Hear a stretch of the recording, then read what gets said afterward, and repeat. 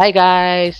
ரொம்ப நாள் கழிச்சு பழைய ஓஜி தமிழ் டப்பிங்கில் திரும்ப ஒரு படம் பார்த்துருக்கேன். அது என்ன படம்னு தெரிஞ்சுக்கிறதுக்கு முன்னாடி நம்ம சேனலை லைக் பண்ணி வச்சுக்கோங்க, ஷேர் பண்ணிக்கோங்க, சப்ஸ்கிரைப் பண்ணி வச்சுக்கோங்க.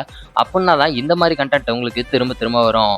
அது என்ன படம்னா ஸ்வாப்டுங்கிற ஒரு அனிமேஷன் படம் தாங்க. இந்த படத்தோட சிம்பிள் ஸ்டோரி என்னன்னா, நம்ம ஹீரோவான ஆலி ஒரு மந்திர வேரை தொட்டு வேற ஒரு மிருகமாக ஸ்வாப் ஆயிடுவார். ஸ்வாப் ஆனதுக்கப்புறம் அங்கே என்னென்னலாம் நடக்குது, அங்கே நடக்கக்கூடிய சம்பவங்கள் தான் இந்த கதை. இந்த கதை ரொம்ப அழகாவே இருந்துச்சு. ஸ்டார்டிங்ல இருந்தே என்னதான் சின்ன குழந்தைங்களுக்காக உருவாக்கப்பட்டிருந்தாலும் பெரியவங்களும் உட்காந்து நல்லாவே ரசிச்சு பார்க்கக்கூடிய அளவுக்கு தான் இருந்துச்சு. இந்த படம் ஸ்டார்டிங்ல இருந்தே சூப்பராகவே கொண்டு போயிருந்தாங்க. ஸ்டார்டிங்ல அவங்க பாட்டி சொல்ற கதையெல்லாம் உண்மையாலுமே உட்காந்து ஜாலியாக கேட்குற மாதிரி தான் இருந்துச்சு. அந்த கதை உண்மைன்னு இவன் தெரிஞ்சுக்கிற விதம், தெரிஞ்சுக்கிட்டதுக்கு அப்புறம் இவன் காட்டுற எக்ஸ்பிரஷன்ஸ் அண்ட் அந்த தமிழ் தமிழ் டப்பிங் தான் இதை தூக்கி காமிச்சிருக்குன்னே சொல்லுவேன்.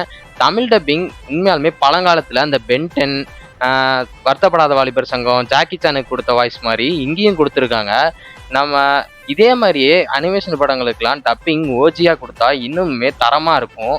சின்ன பசங்க மட்டும் இல்லாமல் ஓஜிஸான பழைய 2000 கிட்ஸ், அதாவது 2K கிட்ஸ் இல்லாமல் 2000 to 2005 பிறந்தவங்களும் 90s கிட்ஸும் எல்லாருமே பார்க்கக்கூடிய படமாக இந்த மாதிரி படம்லாம் வரும். ஸோ அனிமேஷன் வைஸ் மட்டும் இல்லாமல் டப்பிங் வைஸும் இன்னமும் எல்லா கதையும் இதே மாதிரி டப்பிங்கில் வந்துச்சுன்னா இன்னுமே நிறைய பேர் பார்ப்பாங்க. இந்த படம் எனக்கு ரொம்பவே பிடிச்சிருந்தது. நீங்கள் செக் அவுட் பண்ணி பாருங்கள். சின்ன சேனலுக்கு எதாக இருந்தாலும் அது கொஞ்சம் ஆதரவு கொடுங்க. உங்கள் பொண்ணான கையை கொண்டு அந்த பெல்லில் தட்டிடுங்க. அவங்களுக்கு சப்ஸ்கிரைபர் 5-10 ஏறுனா அவங்க மனசு சந்தோஷப்படும். அவங்க வீடியோவும் பாருங்கள்.